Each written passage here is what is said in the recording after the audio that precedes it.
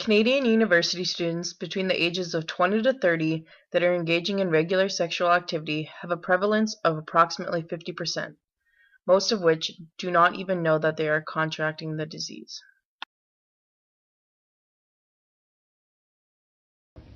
HPV, or human papillomavirus, is the most commonly sexually transmitted disease among men and women. The target population of HPV is young adults between the ages of 20 to 30 years old, which falls into the common age of university students. It is stated that approximately 75% of Canadians are or have been infected with HPV. The risk factors for HPV include risky behavior, inconsistent condom use, a high number of sexual partners, as well as being a young adult around the ages of 20 to 30 years old. These factors may significantly increase the chance of men and women in becoming infected with HPV. In this case, those with studying the distribution rate among university or college men and women in North America in relation to human papillomavirus. As an epidemiologist, we study incidence rate over time. Incidence rates are calculated by the number of new cases over the population at risk at a specific time. Studies have shown that between the years 1995 and 1997, the incidence rate has increased to 31 per 1,000 person years, from a previous incidence rate of 13 per 1,000 person years. Women in North America in universities and colleges have the highest cumulative incidence rate. The average cumulative incidence rate in a 3-year span among women in North America around the ages of 20 to 30 is approximately 43%. Although incidence rate is high among women, the rate is still significant in men. Currently, the incidence and prevalence rate is twice as high in women as it is in men, making males in North America in university and college levels at approximately 20%. As an epidemiologist, it is also important to calculate the prevalence of HPV among men and women at a university and college level. Prevalence is the proportion of people with the condition or disease at a given time. One thing that is important to consider as an epidemiologist is the prevalence of HPV can vary significantly depending on the sexual activity of a person, being that risky sexual behavior is the main transmission of HPV. Therefore, the prevalence can range from 2% to 60%. Those in North American universities who are regularly engaging in sexual activity have a prevalence of approximately 50%. Similarly, men in university levels can have a prevalence of approximately 25%. Here is a graph to summarize the prevalence of HPV among age groups. As you can see, the prevalence among the ages of 20 to 24 have the highest prevalence rate, making our target population of university students most at risk to developing HPV. We can also see the significant drop of prevalence rates after the ages 20 to 29. As we'll see in a minute, HPV can affect every individual, and the likelihood of developing HPV is higher among individuals in university and college levels.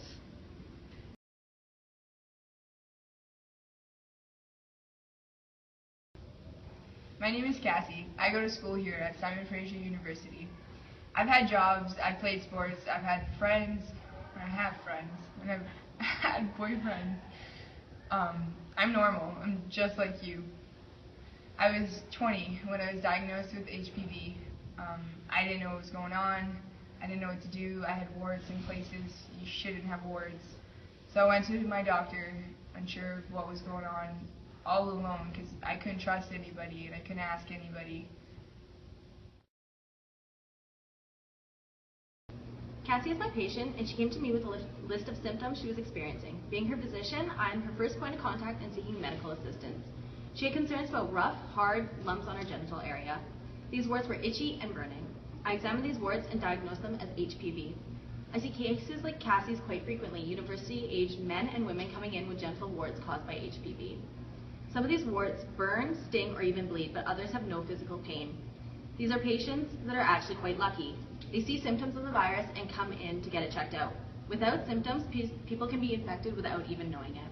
I explained to Cassie that she did in fact have human papillomavirus that caused genital warts. I explained to her that HPV was a sexually transmitted disease with over 100 different strains. It is spread through skin-to-skin contact that can be transmitted through vaginal, anal, and oral sex. This can include men having sex with men having sex with women, and women having sex with women. The virus causes warts on the face, hands, vagina, penis, scrotum, and anus. It is a common misconception that the virus only affects females, but in fact both men and women can contract HPV.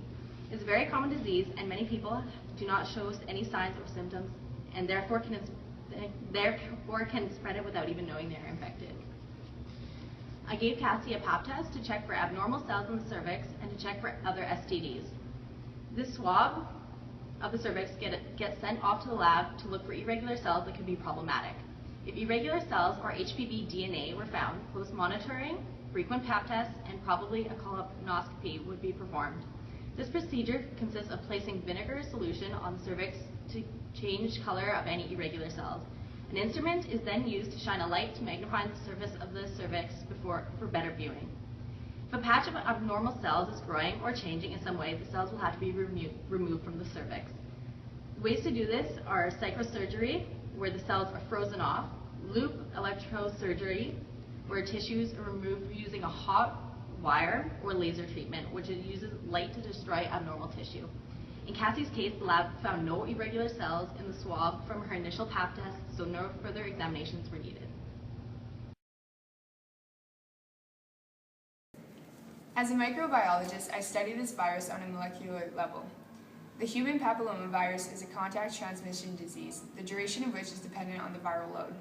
Although short, this virus does have a significantly high infectivity rate. The papillomavirus is a result of viral infection of the squamous epithelial cells, which are the outer skin cells or moist areas such as the vagina, anus, or vulva. The papillomavirus genome consists of circular double-stranded DNA coding for 8 proteins, of which 6 are early and the other are 2 late proteins. Most of the early proteins are essentially important as they initiate gene expression, which allows the pathogen to propagate and thus become infectious. Otherwise, E5 and E6 specifically are oncogenes, which cause tumor growth of the host cells. Lastly, the late proteins, L1 and L2, are capsid proteins. Capsid is the protein shell surrounding the viral genetic material. Therefore, this virus is non-enveloped. I'll give a brief outline of the papillomavirus life cycle. So HPV develops and reproduces in keratinocytes, which are epidermal cells that produce keratin. The virus infects basal epithelial cells through abrasions or through mucosal entries. Basal epithelial cells happen to be the only actively dividing cells in the epithelial layer. In order to replicate, they use the host cell's machinery by entering the nuclei of the host cell, known as an episome. Each virus cell replicates roughly 50 copies of each to accelerate the cell's proliferation. Epithelial cells normally undergo differentiation as they move toward the outer layer of the epithelium, which benefits the cell's propagation. The viral genes that encode L1 and L2 proteins are expressed in highly differentiated cells where infectious progeny are replicated and released. So notice the epithelial cells are normally not able to support DNA synthesis, although HPV replication does in fact take place in these cells thanks to virulent factors such as the proteins E6 and E7 that enable the cell to replicate its own DNA. It is important to note that the virus does not amplify their genome. They minimize the replication to maintain a small population within the host. With that said, I will detail a brief summary of the host's immune response to HPV invasion. HPV evades the first line of defense as it enters the organism through epithelial portals of entry or mucosal entries. The innate response is the first response to the infection where leukocytes phagocytize the virus by recognizing general characteristics by pathogen-associated molecular patterns. This in turn stimulates the release of cytokines such as class I interferons, and tumor necrosis, which can slow or impede the growth of viral replication, signals the other effector cells to the infection site. The virus infects keratinocytes, which can be destroyed by natural killer cells. These cells are most effective against the virus strain with the L1 protein code. Due to cytokine signaling mechanism, the adaptive response is stimulated. This entails the activation and differentiation of T cells. Cytotoxic and helper T cells stimulate cells to increase their immune functions. The HPV antigen that causes the most T cell activation are the E6 and E7 proteins. With that being said, Th1 helper T cells are the primary cellular response to HPV, which signals macrophages to internalize the pathogens. The infected keratinocytes are thus engulfed. The humoral immunity, which consists of effector T cells, activating B cells to produce antibodies, also recognize the capsid surface protein L1 on HPV antigens. Antibodies that come in contact with L1 proteins on the free roaming viral surfaces remain attached in order to prevent virus invasion into keratinocytes. This is so named the neutralization mechanism of antibodies. Please note that antibodies can only attach to the free-roaming viruses. Those that have already invaded a host cannot be infected by antibodies. The antibodies that deal with HPV specifically are the IgG1 class antibodies, which help natural killer cells identify and kill infected cells. Macrophages are also signaled to ingest the virus, which stimulates the release of inflammatory cytokines, which signals to all others of the infection site. So HPV remains without any medical treatment. Therefore, it is important that the organism's immune response be effective, as 90% of individuals are infected with HPV. Papillomaviruses are especially crafty at evading host defenses. For instance, the virus evades and infects keratinocytes. This epidermal cell has a short lifespan. Therefore, the host does not initiate apoptosis upon these cells. With that said, the cell dies of natural decay, and the virus is able to evade the cell securely in capsid form on its own terms without any further development of proteins causing inflammation.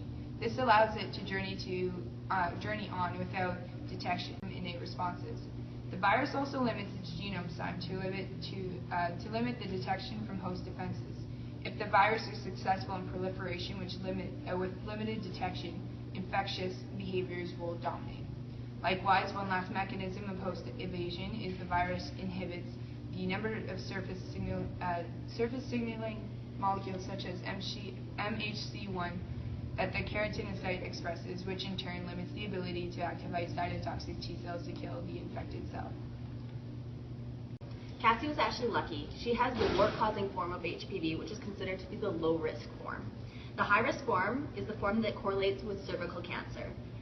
The way the virus works is that no one strain can cause both warts and precancerous abnormal cells. To get rid of her warts, I gave her the option of having them burnt off, frozen off, or cut off. Even with warts treated, I made it clear to her that the HPV virus may still remain. This means that the warts could come back and need to be treated again. Treatment of the warts is still encouraged, even though the virus may still be present.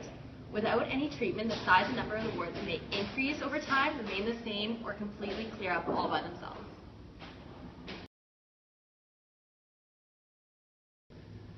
My job here at Simon Fraser University is to create a better communal health. There are many different approaches that I can take to do this. There's often a stigma related to sexually transmitted disease, so my goal is to create more opportunities for people to talk about it. People are often embarrassed to get tested, to talk to people about it, so the first step is to get through that barrier. Presentations are organized throughout the school where students are encouraged to attend to learn about places they can go for tests, to receive preventative measures, or just to be more informed. As well, it is my job to help students understand what HPV is and ensure that they are fully informed about how it spreads. As well as it is important for people to understand who is at highest risk of contracting the disease. It is important to keep students informed and to get rid of all the fallacies of the disease, which will help eliminate some of the stigma that is involved. Modes of transmission are varied with this disease, as discussed earlier, which allows there to be many preventative measures that can be taken, such as vaccines and the use of condoms. To be fully vaccinated, you require 3 separate doses of the vaccines. These vaccines are covered for people that are under the BC provincial health care, so cost should not be a problem. It is also important to advertise where people are able to go to receive these vaccinations to help ensure people receive the full dose. Without the full dose of the vaccine, patients are not fully protected against HPV. These vaccines are most effective against the most serious strains of HPV, that is the causing factor for cervical cancer. As well, the use of condoms can limit the amount of skin-to-skin contact, interfering with the transmission. Booths are often set up in the hallways of the school to hand out free condoms to make sure students have protection against not only HPV, but other sexually transmitted disease as well. Education for students is so important in getting their attention to these issues. To do this, posters and advertisements are put throughout the school where people are likely to see them. As well, there is a link on the SFU website that gives you more information on sexually transmitted diseases. Making sure these resources are readily available and known about is my main goal as a healthcare worker. At SFU, there are a number of places available for students to go for information, vaccines, and tests. These places include the Medical Center, on campus, as well as there's a women's health center. In the medical center, there are medical doctors like Dr. Ray Son, who talked earlier, as well as counselors that are there for students to talk to or become more informed. There are many resources at SFU for students to turn to for sexual health help. It is important that students know this. The worst part of HPV was probably facing it alone. The whole stigma behind it is a sexual disease. It's embarrassing to come forth and say that you have an STD. I couldn't tell my parents for the longest time. I had to go to the doctor alone. It was the worst part.